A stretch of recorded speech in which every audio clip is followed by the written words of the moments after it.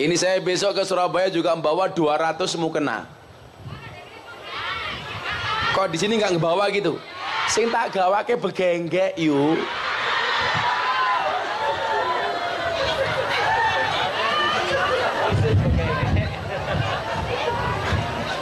Apa awakmu begenggek? Kok njaluk-njaluk? Assalamualaikum warahmatullahi wabarakatuh.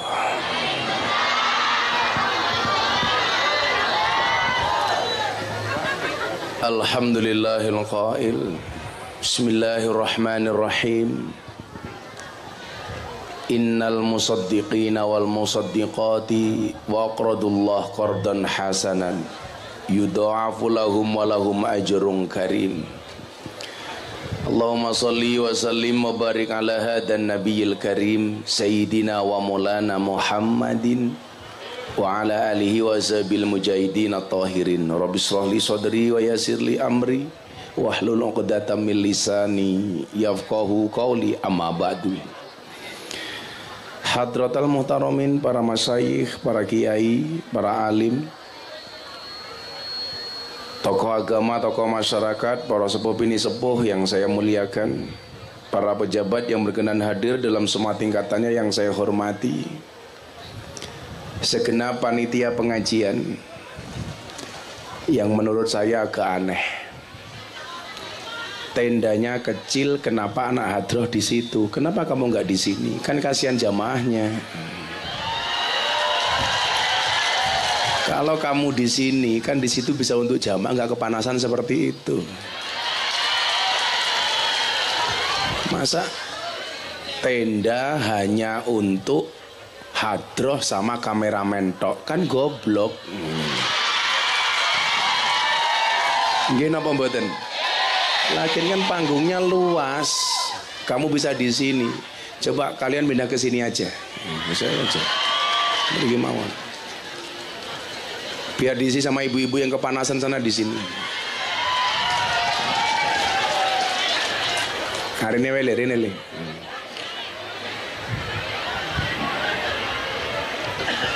Tolong anak-anak soundman bantu bawain mic-nya itu. Speakernya kurang banter. Jangan protes saya, protes tukang sound you.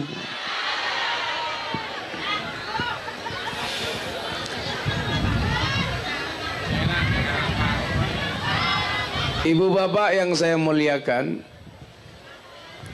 salah satu anugerah terbesar ketika kita menjadi umat baginda Nabi Muhammad sallallahu alaihi wasallam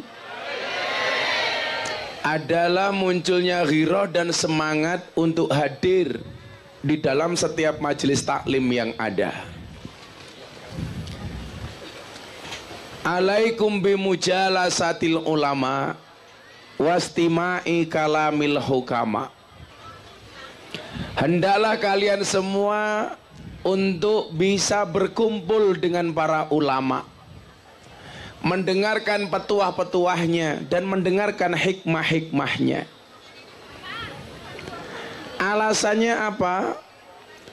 Fa innallaha yuhyil qalba al-mayyita binuril hikmah kama yuhyil ardo al-mayyita bima'il matori. Karena sesungguhnya Allah akan menghidupkan hati yang mati dengan cahaya hikmah dan cahaya ilmu. Allah akan menghidupkan hati yang mati dengan ilmu-ilmu dari pengajian, sebagaimana Allah menghidupkan bumi yang mati dengan air hujan. Bumi bisa hidup karena datangnya air hujan. Hati ini bisa hidup karena sering menghadiri pengajian. Dan saya melihat ini insya Allah hatinya semuanya hidup. Buktinya mau berpanas-panasan. Kok ada yang nutup wajah itu bukan karena takut panas, tapi karena takut bedaknya luntur.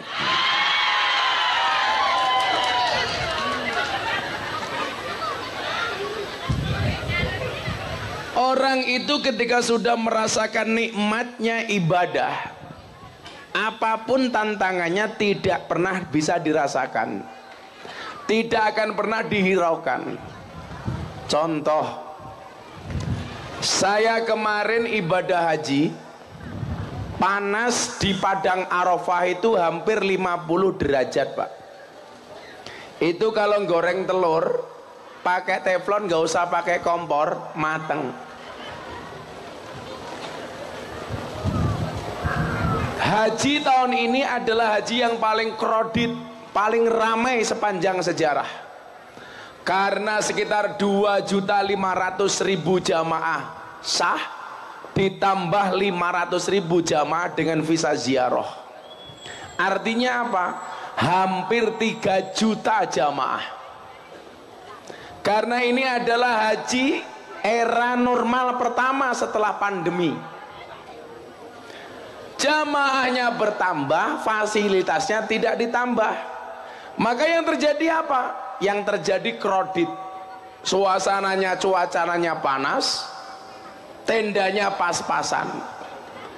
Tetapi karena orang merasakan nikmatnya ibadah, sepanas apapun tidak dirasakan. Bersyukurlah, panas hanya mengeluarkan keringat, bukan mengeluarkan air mata. Betul?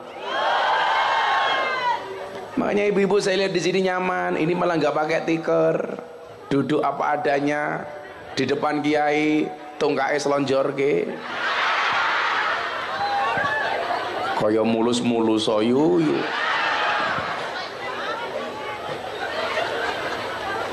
langsung ditekuk. Tetapi apa? Tetapi ketika seseorang sudah merasakan nikmatnya ibadah, maka bukan sebuah masalah. Panas sekalipun, duduk tanpa tikar sekalipun, tidak terasa. Betul Bu? Itu coba dilihat, nggak pakai tikar sama sekali. Yakin saya pulang pengajian insya Allah little body, silite gatel kelebon wedi.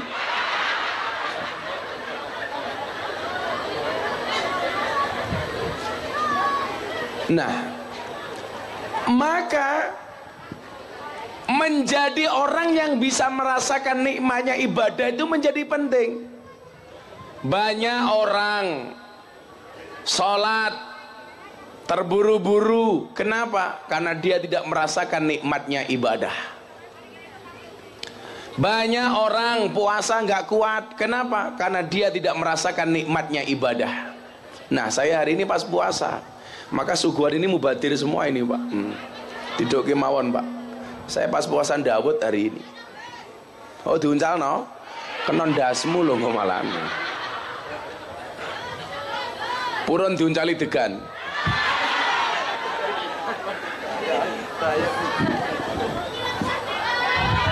Nyongge cahadro degane iki. Alhamdulillah. Degane gede kaya ndasmu ya.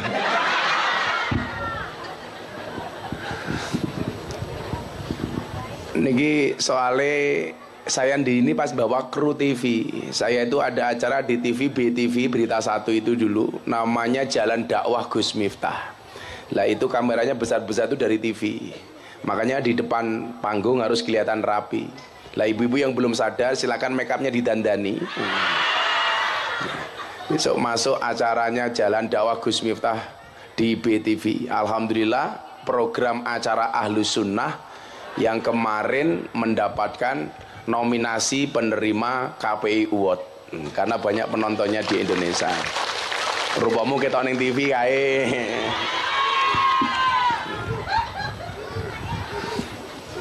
Nah, kalau orang sudah merasakan lezatnya iman, nikmatnya ibadah, enak le. Saya itu mulai terakhir puasa Dawud tahun 2016. Alhamdulillah sampai hari ini. Berarti ini ke-8 tahun. Jadi mau sehari ngaji 4 kali 5 kali ya tetap saja puasa, nggak ngaruh sama sekali. Jenengan mau dahar makan loh Pak, nggak apa-apa, nggak usah malu-malu loh. Nanti tahu saya puasa nggak berani makan, makan aja Pak. Mboten saya menghargai. Saya itu puasa tidak minta untuk dihargai. Kenapa? Karena puasa saya untuk Allah. Betul? Puasa itu tidak minta untuk dihormati, karena puasa itu akan melahirkan pribadi yang terhormat. Mulon jenengan ngarep kula poso, jenengan mangan, jenengan kelon belas orang ngaruh. Santai mawon kula. Monggo Pak didahar Pak. Kok adoh men suguhane iki cedhake Pak. Wah, langsung dijiko karo dan ramile kok.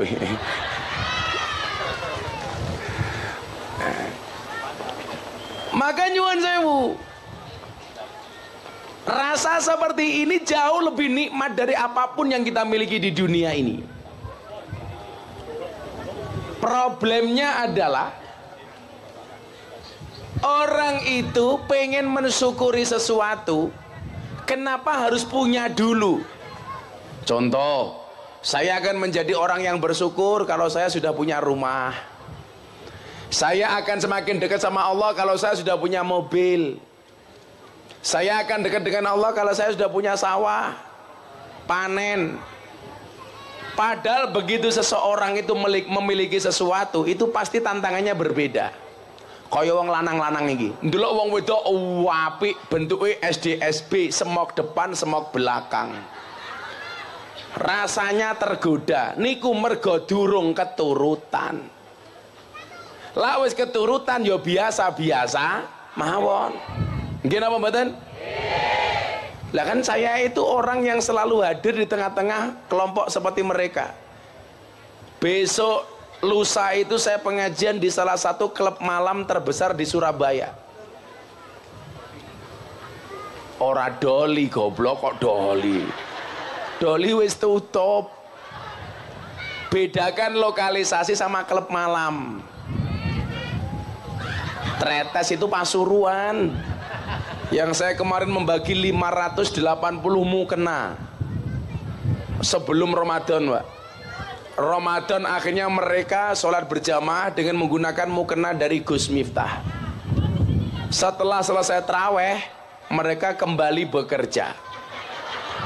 Saya tanya, laku apa enggak Mbak? Alhamdulillah bah laku. Kok bisa? Iya bah, berkah Ramadan. Ini saya besok ke Surabaya juga membawa 200 mukena. Kok di sini nggak ngebawa gitu? Sing tak gawake begenggek yuk.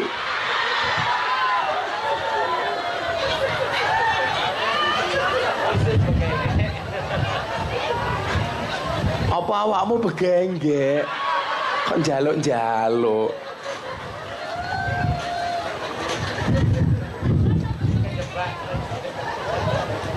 Sallu ala Nabi Muhammad. Nah, yang menjadi persoalan adalah ketika Allah mencabut indahnya iman, ketika Allah mencabut nikmatnya ibadah. Naudzubillah min dalik. Hampa Bu. Saya punya banyak kawan yang frustasi, kawan yang depresi, stres. Itu bukan orang yang gak punya uang, justru mereka yang berlebihan. Saya punya banyak kawan yang uangnya melimpah, hartanya melimpah, justru potensi stresnya itu tinggi. Kenapa? Di satu sisi uang mereka banyak, tapi di satu sisi Allah mencerabut nikmatnya iman. Tapi di satu sisi saya melihat bagaimana orang dengan uang pas-pasan, bahkan dengan harta yang mungkin kekurangan, tetapi bisa merasakan nikmatnya dan indahnya iman. Contoh, mungkin kalau ibu-ibu dikaruniai uang bermiliar-miliar, saya yakin ibu-ibu nggak mau duduk seperti ini, betul? Kayaknya nongkrongin yang hotel, nge-mall. Makanya Pak, Allah itu adil. Di satu sisi orang miskin itu kekurangan harta, tapi di satu sisi Allah memberikan nikmatnya iman. Makanya coba Anda lihat, orang yang punya iman itu asik. Contoh, dalam bertetangga. Kira-kira awake dhewe niku nyuwun sewu, seduluran bertetanggaan dengan orang kaya sama orang miskin, biasanya lebih menyenangkan mana? Orang miskin Bu. Karena orang miskin itu jauh lebih sumeh, lebih gerapyak, lebih menyenangkan. Coba lanjenengan mantu sing gelem rewang, masak sego, gawe lemper, isah-isah ning pawon, wong sugih napa wong kere? Wong kere, Pak. Pokoknya ciri-ciri wong kere iki kiai ning ngaji, wonge mangan terus lan.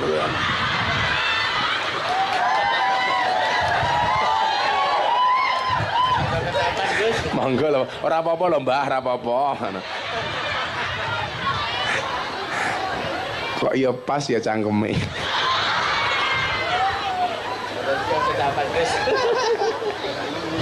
Langsung dibalik rasa isin-isin gaya. Ana onde-onde balang lho Mbah nika lho Mbah. Jenengan tak kasih tahu kalau ada onde-onde yang paling enak, carilah onde-onde yang wijennya ganjil. Enak niku. Dihitung siji-siji.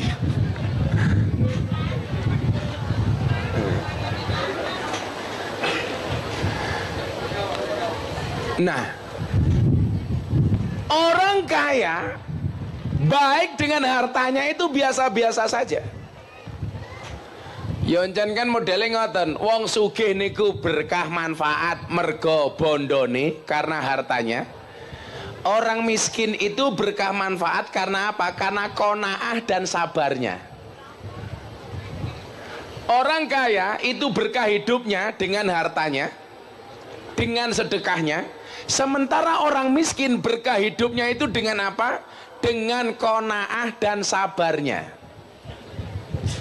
Orang kaya berkah hidupnya dengan harta yang disedekahkan. Maka saya bilang, jangan pernah ngiri dengan siapapun kecuali dengan dua sosok orang. Siapa itu? Yang pertama, orang kaya yang dikaruniai banyak harta dan dia mampu menghabiskan hartanya untuk sedekah. Niku kena diireni niku. Nomor dua, orang yang punya banyak ilmu dan menghabiskan hidupnya untuk mengajar. Itu baru diireni dan. Kalau ada orang kaya hartanya melimpah tetapi tidak dihabiskan untuk sedekah, justru pelit. Wong ngono ki ora usah digagas, tinggal kemawon, mati pendemen dhewe. Nggih napa mboten? Orang punya hartanya untuk pamer. Rumah tingkat, rumah megah hanya untuk pamer. Mobil mewah hanya untuk pamer. Itu jelas tanda-tanda dia dicabut kenikmatan imannya oleh Allah. Dia tidak pernah merasakan indahnya ibadah. Maka dulu kiai saya bilang begini, nak, kalau kamu punya rumah, niatnya untuk memuliakan tamu. Kenapa? Karena ciri orang beriman itu sederhana, Pak. Klasifikasi orang beriman menurut Nabi Muhammad itu nggak ada standarnya tinggi-tinggi, Pak. Contoh, man kana yu'minu billahi wal yaumil akhir falyukrim jarahu. Yang beriman kepada Allah dan hari akhir adalah dia memuliakan tetangganya. Maka mohon maaf, jangan sampai kita dengan orang jauh baik tapi dengan tetangga tidak baik. Kowe loro, yang tilik pertama ki tanggamu. Betul? Kamu kelihatan kelaparan, yang bisa memberikan makan kamu pertama kali ya tetanggamu. Maka etikanya apa? Etikanya dalam bertetangga itu kalau bisa jangan pasang pagar tinggi-tinggi.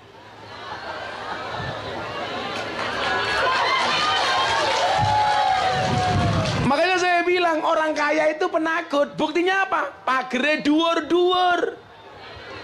Orang miskin rumahnya nggak ada yang dipageri. Pertanyaannya, untuk mageri apa? Makan saja kurang.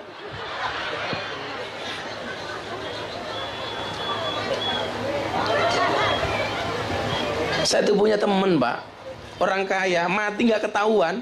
Gara-gara apa? Rumahnya terlalu besar, pagernya terlalu tinggi. Dia mati dalam, akhirnya nggak ketahuan. Kenapa? Ya salahnya sendiri.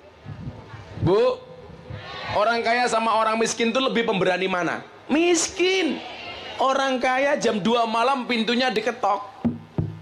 Kira-kira dibuka apa enggak? Enggak, takut maling. Kalau orang miskin, rumahnya jam 2 malam, nggak usah diketok, buka sendiri.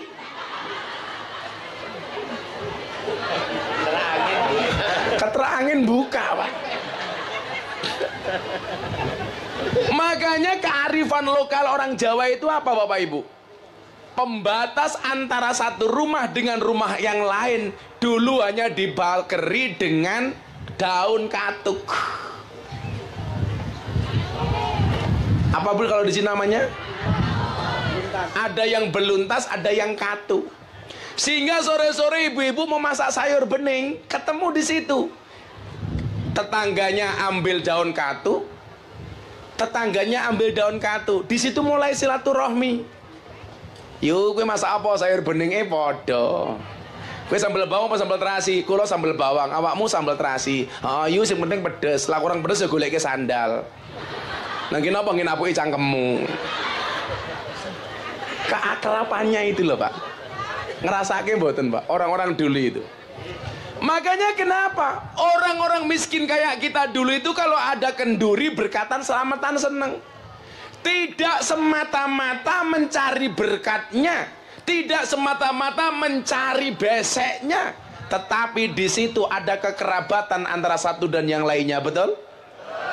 Mila wong Jawa mbiyen ngondo, mangan ramangan sing penting kumpul. Kalau sekarang dibalik, kumpul nggak kumpul yang penting mangan. Maka bedanya apa? Orang dulu lebih guyup tapi nggak punya uang. Orang sekarang banyak uang tapi jarang guyup. Cocok?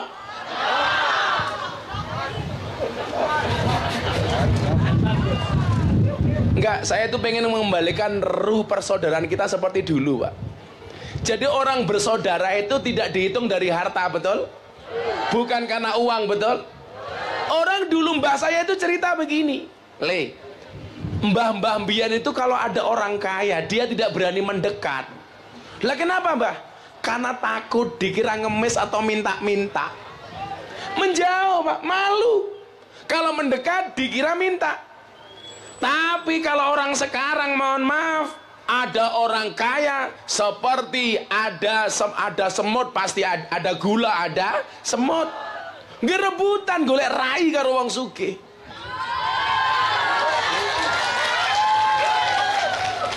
Maka kok di kampung ada orang ahli ibadah tapi miskin, sama orang kaya nggak pernah ibadah. Kira-kira mana yang lebih dihormati? Kaya walaupun tidak pernah ibadah.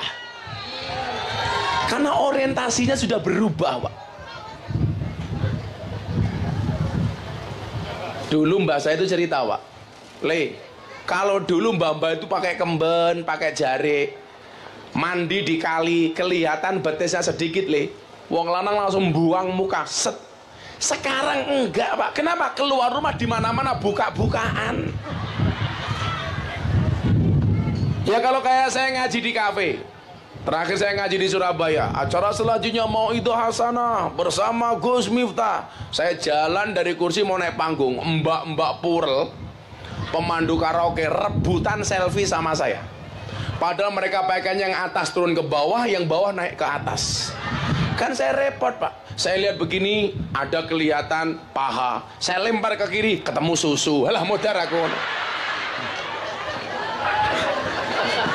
Balik meneh, pupu meneh. Pada dawuh Kanjeng Nabi apa? Ya Ali, la tasbi'in nadrah, fa innalakal ula wa laysa lakal akhirah. Wahai Ali, janganlah kamu ikuti pandangan pertamamu dengan pandangan keduamu. Yang pertama untukmu, yang lain bukan untukmu. Jadi kalau lihat yang seksi, Pak Polisi, itu cukup sekali, langsung dilempar. Kalau lihat yang seksi, lihatnya cukup sekali, Pak. Tapi yang lama. Ya nggak lama kali, Pak. Nadroh itu sebentar. Persoalannya kalau saya di kafe, Pak, begini dapat, begini dapat, begini dapat. Itulah alasan kenapa kemana-mana saya pakai kacamata hitam, Pak. Alasannya sederhana, bukan untuk menjaga pandangan, tetapi supaya kalau mendelik tidak kelihatan. Oh ya, awak murah.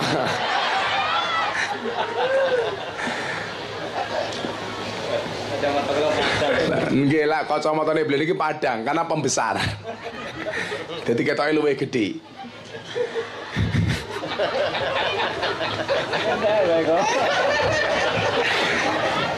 Saya tadi lihat ibu-ibu malah ada yang ikut-ikutan saya pakai kacamata hitam, tak delok malah kayak tukang las.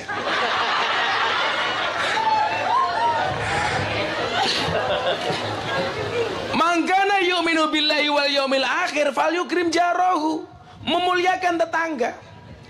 Maka di pondok itu kalau saya masak banyak atau kapanpun masak ada acara, saya bilang sama istri saya, Beb,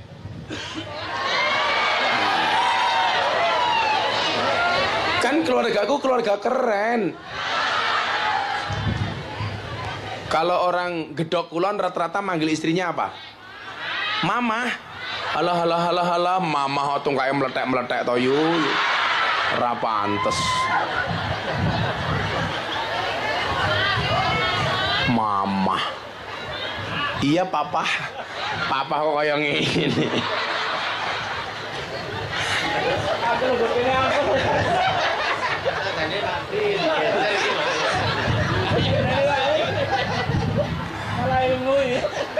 Papa kemana? Ngarit mama. Habis ngarit nerimbal teletong. Mamanya tandur. Papa ngarit. Mama, jangan ikut pengajian Gus Miftah, nggak ada tendanya. Nanti di lapangan panasnya ngentang-ngentang, Mama. Saya bilang sama istri saya, kalau kamu masak tuh, tetanggamu dikasih yang pertama kali. Padahal tetangga saya itu Katolik. Kampung saya kan 60% Katolik, Pak. Kanan kiri saya Katolik semua. Tapi kalau saya masak tak kasih.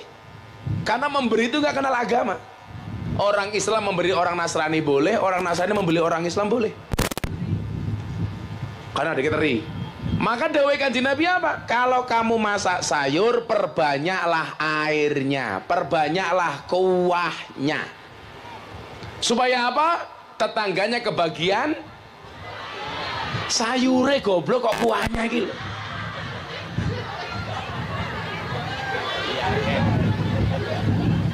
Makanya sunai Nabi itu sebenarnya kalau masak sayur, Pak, itu justru yang berkuah.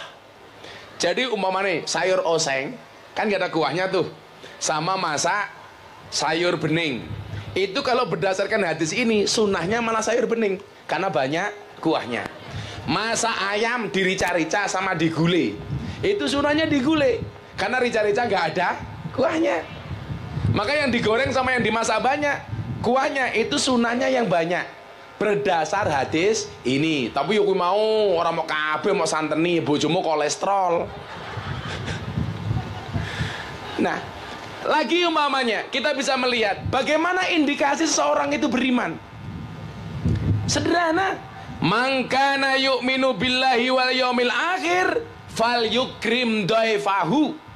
Barang siapa yang beriman kepada Allah dan hari akhir, hendaklah dia memuliakan tamunya.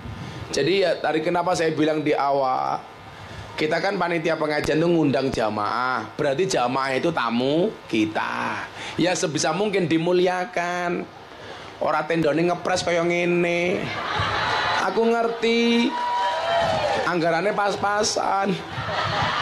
Tapi kan kasihan siang-siang, aku jadi nggak enak hati. Enggak, aku dirasani jamnya kan panas-panasan, Gus Miftah hiup dewe. Kan aku jadi enak.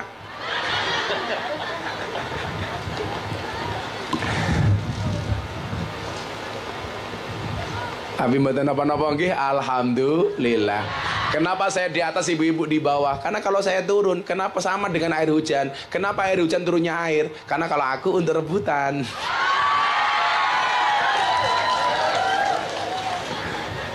Soalnya mbak itu delok wae mulai pengajian raine ireng separo.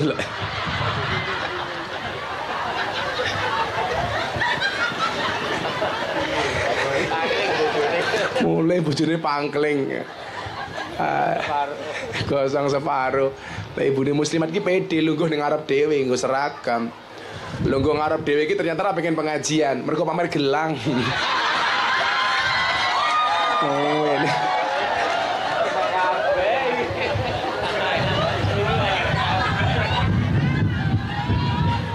Nah, ngene iki guyang-guyu ora mergo isin. Pamer cincin barang.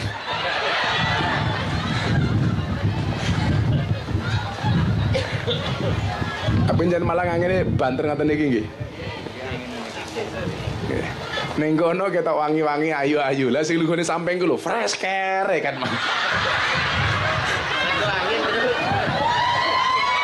Wong tua. Langsung fresh care disai. Tanpa ganti balas semawan.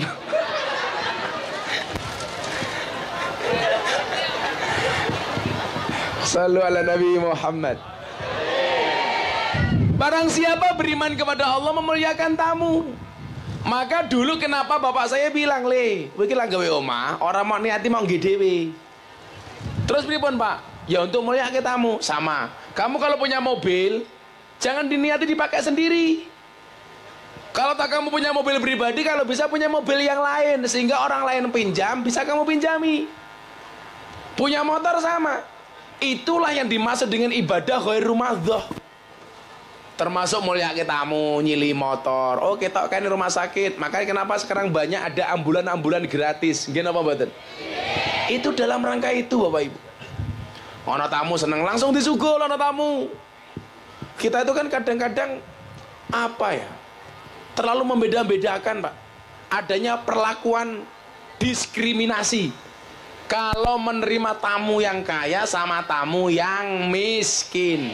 Contoh, mantu. Ketoke sing tamune sugih walah dianak-anake. Teko keri ya lungguh ning ngarep. Teko dhisik ya lungguh ning ngarep, manganane prasmanan, kursine empuk, jajane macem-macem. Lah tamune kere iki ya Allah, lungguh mangkat dhisik lungguh ning mburi. Teko keri ya lungguh ning sor gedang. Sing sugih kon prasmanan, sing kere ya Allah, besekan. Wonge ya teko. Ya melu guyu. Sing ngono ki biasane model ngono ki biasane jilbabe ireng.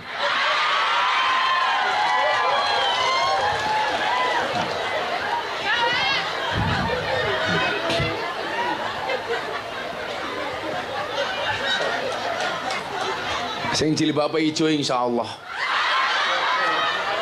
luweh parah.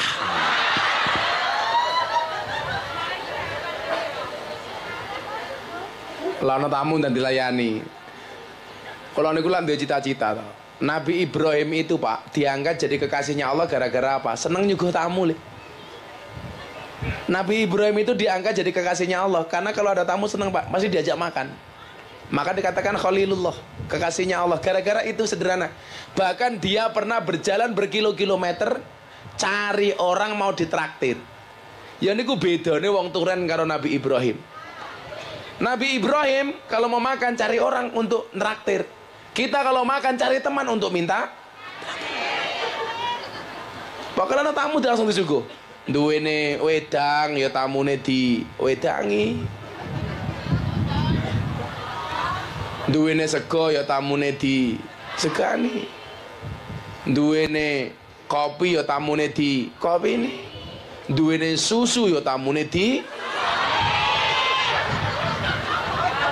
gaweke susu, Pak. Kon jenengan kuru banget kira tau nyusu, Pak. Pak Kades iki. Oh, kadase kuru banget lho. Iki dua kemungkinan ra tau nyusu apa nang omah susune ora cocok lah. Akhirnya kadese. Akhirnya kadese kena juga. Tapi lan delok lurah kuru ngoten iki kula seneng, berarti lurahe jujur. Orang nguntal dana BLT. Lawake guru. Sabar Pak Lurah, ini baru mulai Pak Lurah.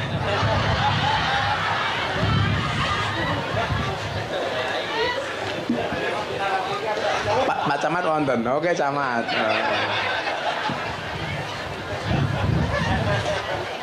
Sabar Pak Camat.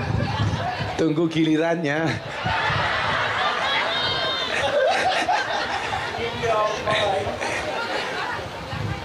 Lah iki beda tentarane iki. Gajine didik tapi lemu, iki subur. Tapi aku indah nanti aja lemu-lemu banget, cukup segitu saja. Karena kalau cowok terlalu gemuk biasanya burungnya kecil.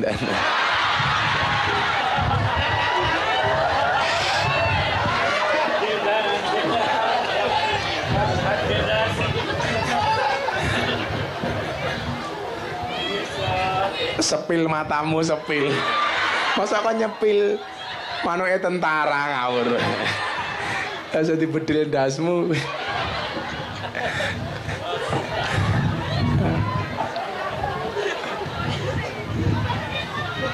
Allah niku adil, ngerti panas ya angine banter. Nggih mboten? Menjenengan rasa tetep rai kaya mbok iki. Cah wireng gaya yuyu. Kaya ora tau tandur.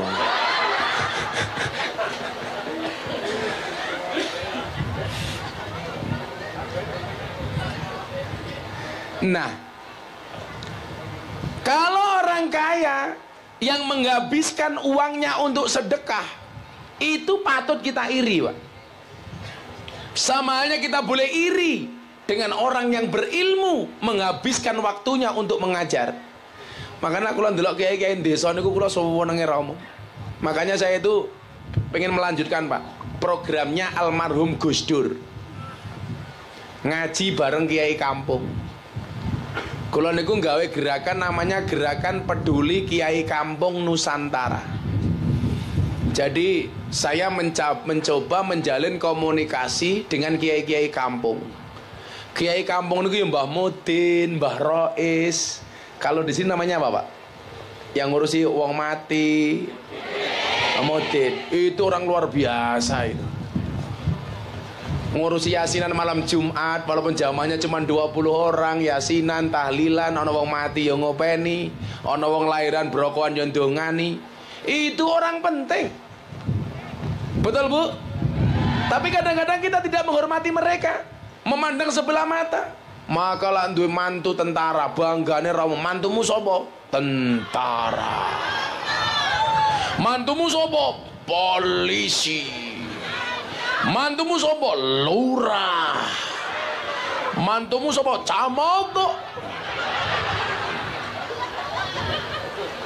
Tapi begitu ditanya, mantumu siapa? Mudin. Enten Mbah Mudin mboten teng mriki. Ndi Mbah Mudin iki? Oh, kok Mbah Mudin rada keren niki. Biasane Mudin iki sarunge nglinting ambune kelembak menyan. Ki Mudin kok nganggo batik.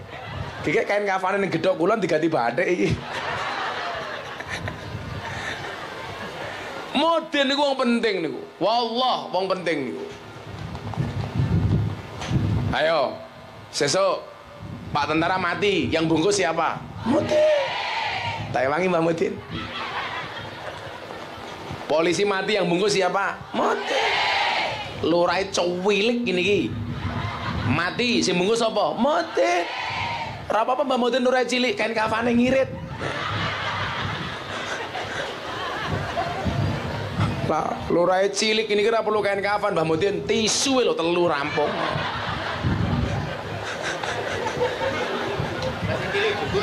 Oh, masih cilik dhuwur. Ayo.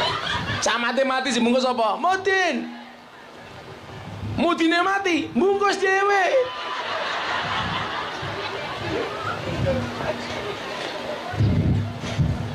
Nah. Ambruk nek mesake. Jempalik kayak mainane kayak. Mainane malik. Hah?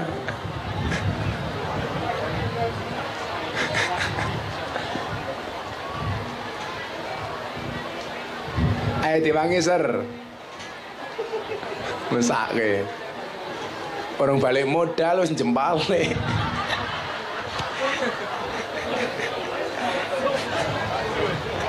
Pak, iya baksane keblekan pisan. Shallu ala Nabi Muhammad. Nah, maka ibu bapak rahimakumullah, kandelalah awake dhewe ditakdir sebaliknya menjadi orang yang miskin kekurangan harta. Satu hal yang pengen saya sampaikan, innallaha yu'ti dunya ila man yuhibbuh wa man la yuhibbuh, walakin yu'ti din ila man yuhibbuh. Wes lak jenengan paham niki ora bakal ngresula uripe.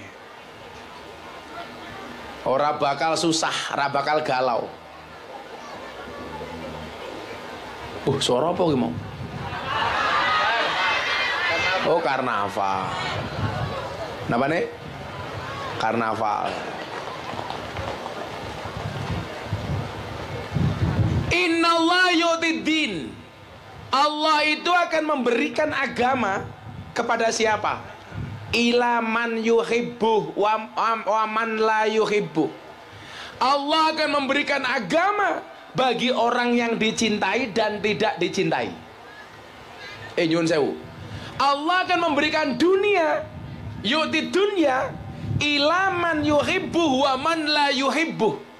Allah itu akan memberikan harta dunia kepada mereka yang dicintai dan tidak dicintai.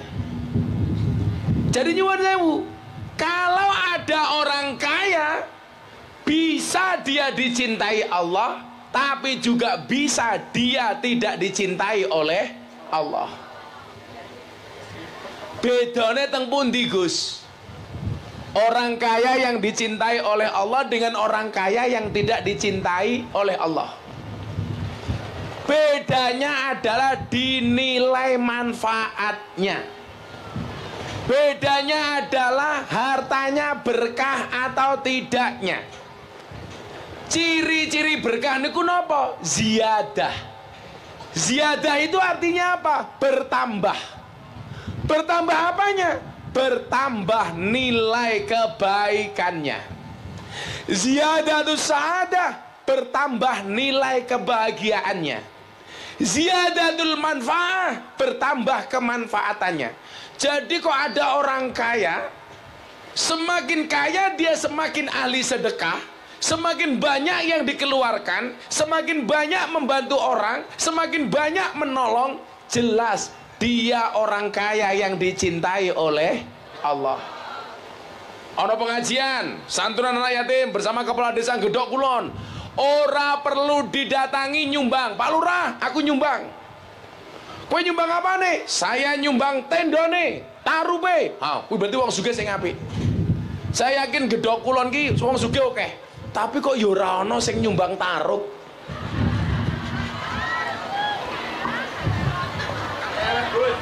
Terop. Oh lak niki jenenge apa? Oh terop. Langgenku jenenge tarup.